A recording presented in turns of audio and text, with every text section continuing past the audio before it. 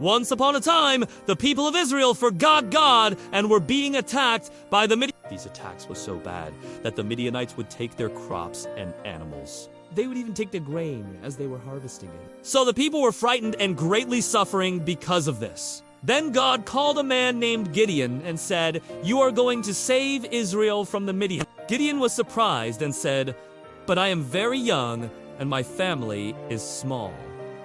How can I save all the people?" God assured him that he wasn't going to do this alone. God said, "I will be with you." Then Gideon asked for a sign. He laid a woolen fleece on the ground and asked God that the fleece be wet with dew while the ground around it remained dry.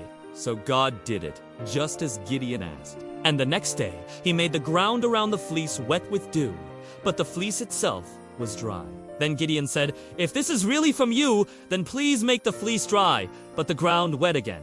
And God did so. So Gideon knew that God was with him. So Gideon gathered a huge army of Israelites to go to war against the Midianites. But then God told him that there were too many men. He wanted Israel to know that their victory was because of God, not because of the size of their army. So God told Gideon to let everyone go except for the 300 men who were brave and willing to sneak into the enemy camp.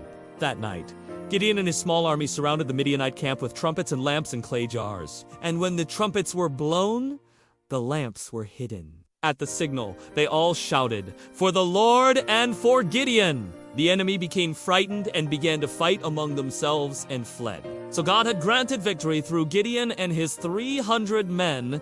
God can use small or unexpected people to do great things. No matter what we think about ourselves, if we trust God and obey Him, He can give us courage and help us overcome great challenges. Now let's talk about the story. What was a time in your life when you felt afraid and trusted God to be brave? Let's draw it out! You can draw Gideon and his 300 men surrounding the enemy camp. You can also draw a picture of the fleece that Gideon used to receive signs from God.